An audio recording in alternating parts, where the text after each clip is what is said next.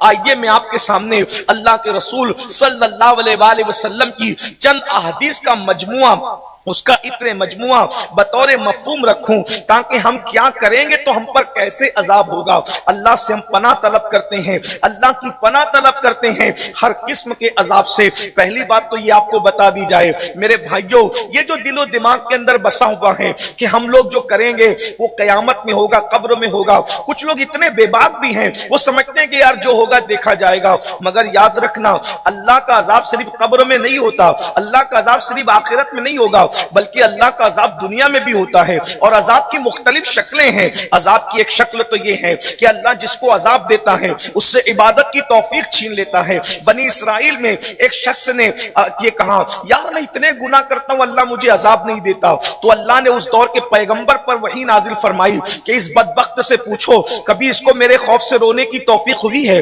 کبھی اس کو میری محبت میں رونے کی توفیق ہوئی ہے، کبھی اس کی آنکھیں نم ہوئی ہے، کبھی اس نے میری عبادت کی طرف اس کی توجہ ہوئی ہے۔ جب اس سے پوچھا گیا تو اس نے کہا نہیں، میرا دل تو اتنا سخت ہے کہ مجھے کبھی رونا ہی نہیں آتا، میری آنکھ میں کبھی آنسو بھی نہیں آتے، عبادت کی طرف میرے قدم کبھی نہیں بڑھتے۔ تو اس سے کہا گیا نادان، اس سے بڑھ کر عذاب کیا ہوگا؟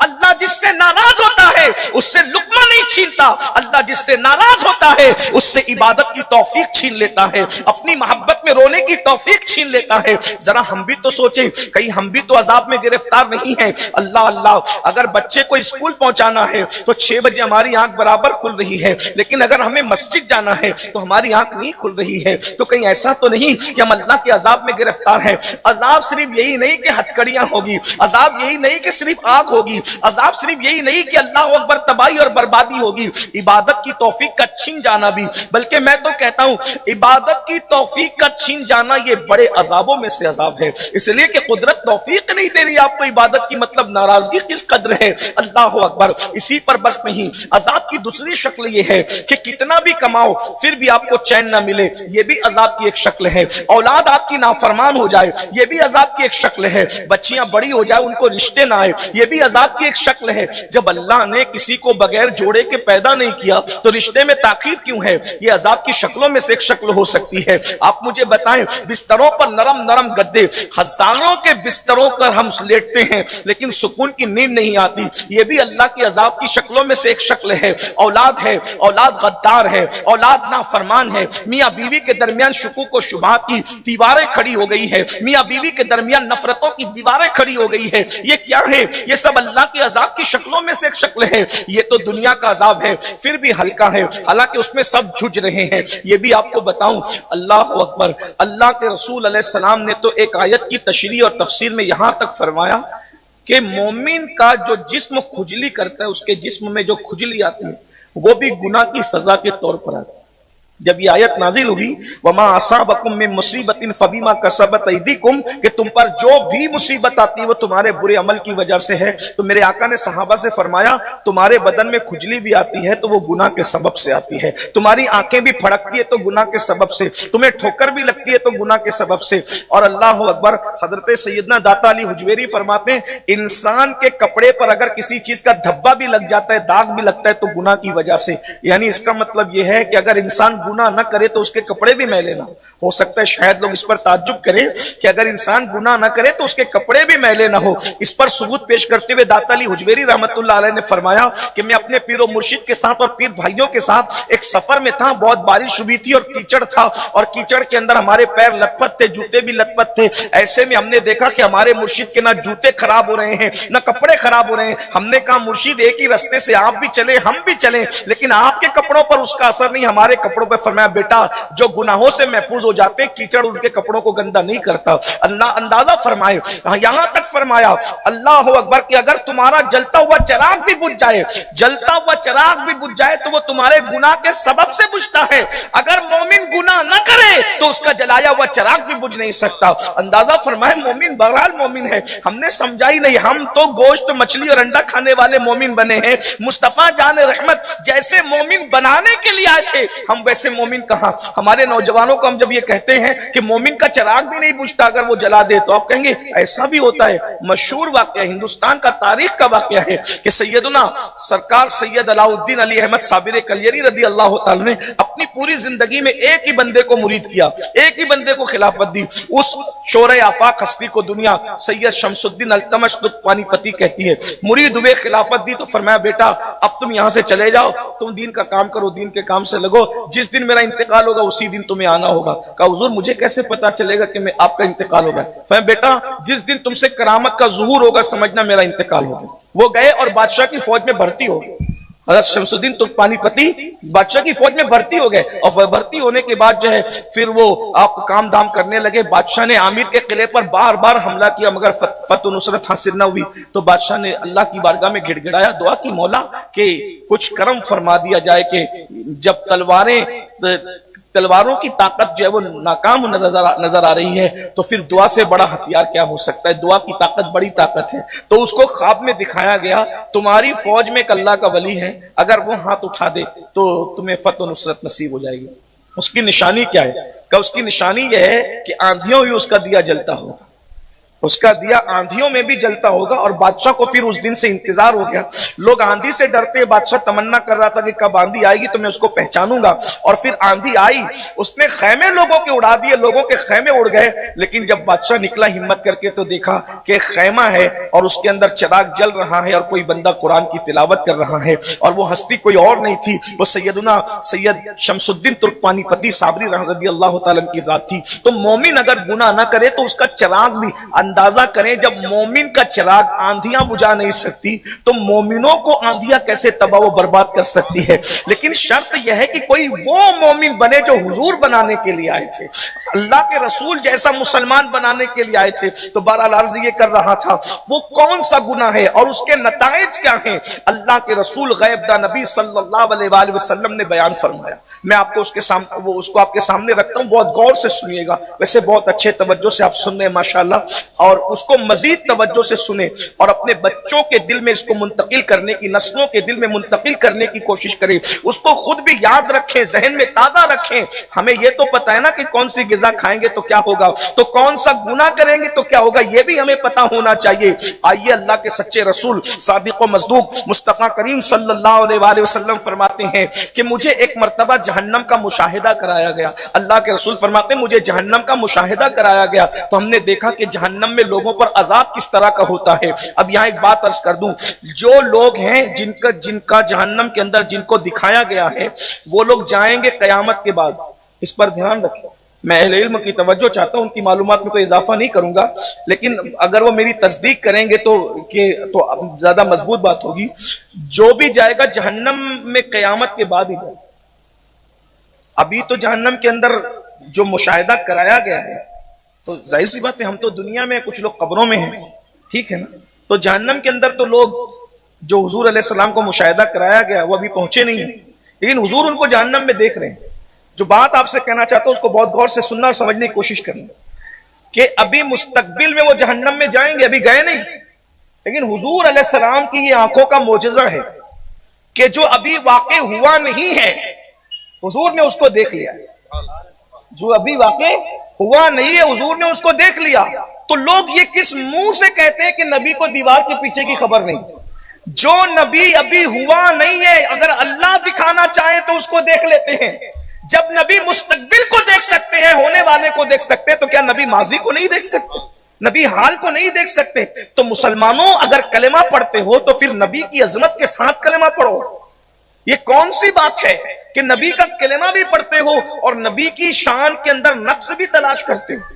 نبی کی شان میں عیب بھی تلاش کرتے ہو. مجھے بتائیے کیا کوئی کلمہ پڑھنے والا جو سچے دل سے کلمہ پڑھے، ارے کلمہ پڑھنا تو دور کی بات، جو اپنے استاد کو سچے دل سے استاد مانے، جو اپنے باپ کا واقعی معتقد ہو، تو کیا وہ اپنے باپ کے عیب بھی کسی کے سامنے بیان کرتا ہے؟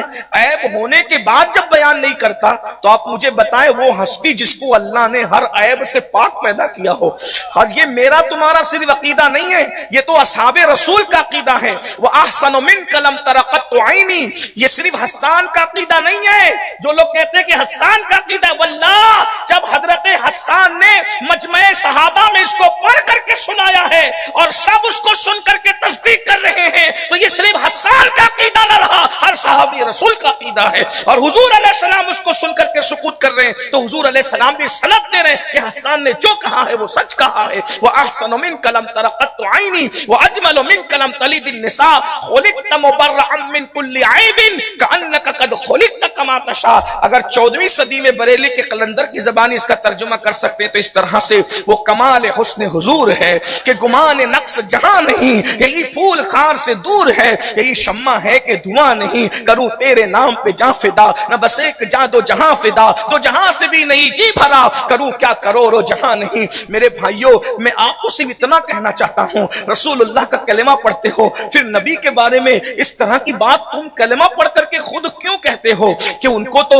سیدہ عائشہ کا ہار بھی پتا نہیں تھا؟ آپ مجھے بتائیں اپنے باپ کے عیب نظر نہیں آتے، اور وہ رسول پاک جن کو اللہ نے ہر عیب سے پاک پیدا کیا ہو ان کے بارے میں اس طرح کہتے ہو؟ ایمان نہیں لرزتا، دل نہیں کانپتا اللہ اکبر کہتے ہوئے، زبان جو ہے اللہ اکبر نہیں لڑکھڑاتی؟ ایسا کیوں ہے؟ یاد رکھنا اور اچھی طرح سے یاد رکھنا، کلمہ اسی کو کام آئے گا جو رسول اللہ کی عظمت کے ساتھ کلمہ پڑھے گا. اور اگر حضور کی عظمت کے ساتھ کلمہ نہیں پڑھ رہے ہو، کلمہ پڑھنے کے ساتھ شعوری یا لا شعوری طور پر آپ نبی کی بے ادبی کر رہے ہو، تو جو شعور کے ساتھ بے ادبی کرے تو وہ بدترین گستاخ ہے، مگر لا شعوری طور پر بھی اگر کوئی بے ادبی کر رہا ہے تو پھر وہ بھی مومن نہیں رہ جاتا. اس لیے کہ اللہ تبارک و تعالیٰ کے یہاں غیرت بہت ہے. ان تحبط اعمالکم وانتم لا تشعرون. اب یہاں شعور کا معاملہ نہیں ہے اللہ اکبر، بلکہ تو جو نبی کی بے ادبی کرتے خدا ان سے شعور ہی چھین لیتا ہے، انہیں بے شعور کر دیتا ہے. اس لیے اپنے نبی کی عظمت، اور ہمارا نبی تو عظمت والا ہے، کیا عظمت ہے، قربان جائیں. اللہ تبارک، صرف حضور کا نام لے لیں آپ، حضور کا نام، اللہ نے اپنے نام کو جو خصوصیت رکھی ہے اس کا عکس جمیل محبوب کا نام. دیکھ لیں آپ، توجہ کر لیں آپ، اللہ کے نام کے 4 حروف ہیں، تو اللہ نے اپنے محبوب کے نام میں بھی 4 ہی حروف رکھے، نہ 3 رکھے نہ 5 رکھے. پھر اللہ نے اپنے نام کے تیسرے حرف کو مشدد کیا، تشدید ہے اس پر، تو محبوب کے نام کے تیسرے حرف پر بھی جو ہے وہ تشدید رکھی، اس کو بھی مشدد کیا. اللہ کے نام میں جتنے حروف ہیں سب کو اللہ نے زیر سے پاک رکھا، تو محبوب کے نام کے بھی ہر حرف کو اللہ نے زیر سے پاک رکھا، کیونکہ زیر میں جھکاؤ ہے اور زبر میں بلندی ہے. کہا محبوب تیرے نام میں زیر بھی نہیں رکھوں گا، یعنی جس کو جھک کر کے پڑھا جائے وہ بھی تیرے نام میں نہیں ہوگا، جیسے میرے نام میں نہیں ویسے تیرے نام میں نہیں. اور محبوب میرا نام حروف کا محتاج نہیں تو تیرا نام بھی حروف کا محتاج ہے. ہر نام حرف کا محتاج ہے، لیکن نام خدا اس میں جلالت نہ حرف کا محتاج ہے نہ نام مصطفیٰ حرف کا محتاج ہے. مثال کے طور پہ جب اللہ کہتے ہیں، اللہ 4 حروف ہے، لیکن آپ دنیا میں کسی کا بھی نام لے لیں، کسی کا بھی نام لے لیں، اگر اس کا ایک حرف کٹ کر دیں آپ تو وہ نام بے معنی ہو جاتا ہے نا. دیکھ لیجیے آپ، جیسے امین کو لے لیں، الف کٹ کر دیا تو آپ نے کیا بچتا ہے؟ کچھ کا کچھ ہی ہو جائے گا. لیکن اگر اللہ سے آپ الف ہٹا دیں تو کیا بن جاتا ہے؟ للہ، اور اس کا معنی ہوتا ہے اللہ کے لیے. وہ لام بھی ہٹا دے تو ہو جاتا ہے لہو، مطلب اس کے لیے، اور وہ لام بھی ہٹا دے تو ہو جاتا ہے ہو، وہ موجود ہے. دیکھ رہے ہیں حروف ہٹتے جا رہے ہیں، نام کی معنویت بڑھتی جا رہی ہے.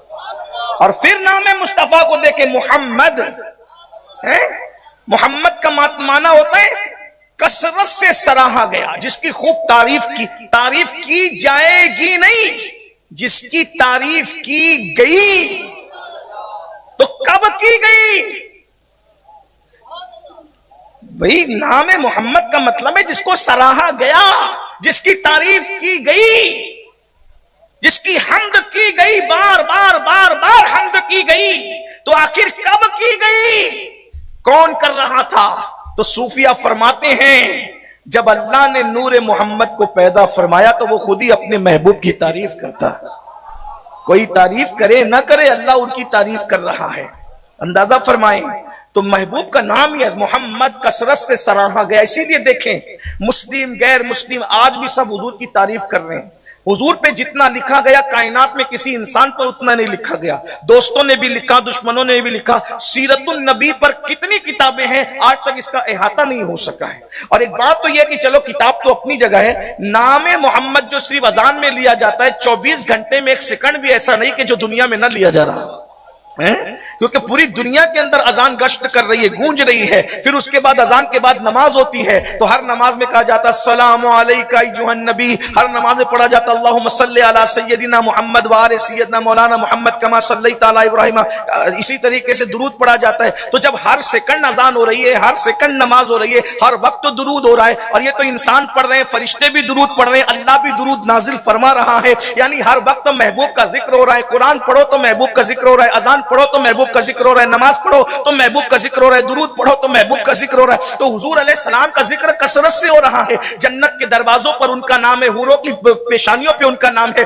ان کی پتلیوں پہ ان کا نام ہے، جنت کے پتوں پہ ان کا نام ہے، جنت کے درختوں پہ ان کا نام ہے، جنت کے پھولوں پہ ان کا نام ہے، ہر جگہ ان کا نام ہے۔ یہ نام کوئی کام بگڑنے نہیں دیتا، ہر کام بڑا بنا دیتا ہے۔ سب نام محمد، آنکھوں کا تارا نام محمد، دل کا اجالا نام محمد، صلی اللہ کا صحرا سجا کر دولہا بنایا نام محمد، پڑھتی درود دوڑے گی ہورے لاشا جو لے گا نام محمد، رکھو لحد میں جس دم عزیزو پڑھ کے سنانا نام محمد، آنکھوں میں آ کے دل میں سما کے رنگت رچا جا نام محمد، پوچھے گا مولا لایا ہے کیا کیا، میں یہ کہوں گا نام محمد، اپنے جمیل رضوی کے دل میں آ جا سما جا نام محمد۔ نام کتنا خوبصورت ہے۔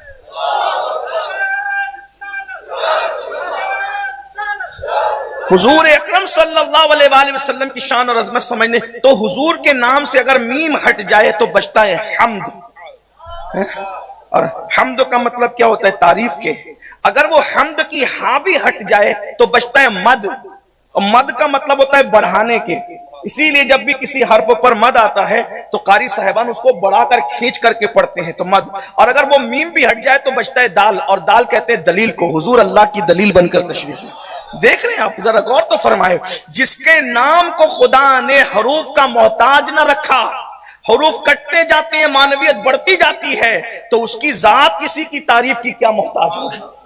مگر بات اتنی ہے کہ جب ہم حضور کی تعریف کرتے ہیں تو ہم اپنی بگڑی بناتے ہیں، اللہ کے رسول سے محبت کرتے تو اپنی بگڑی بناتے ہیں، حضور سے عشق کرتے تو اپنی بگڑی بناتے ہیں۔ اگر اللہ کا محبوب بننا ہے تو حضور کے پیچھے چلو، اللہ تمہیں اپنا محبوب بنا لے گا۔ قل ان کنتم تحبون اللہ فاتبعونی یحببکم اللہ ویغفر لکم ذنوبکم واللہ غفور الرحیم۔ اے حبیب آپ فرما دو کہ اگر تم اللہ سے پیار کرتے ہو تو میرے محبوب کی اتباع کرو۔ حبیب سے کہا گیا کہ آپ کہے کہ میری اتباع کرو، میری پیروی کرو، میرے پیچھے چلو۔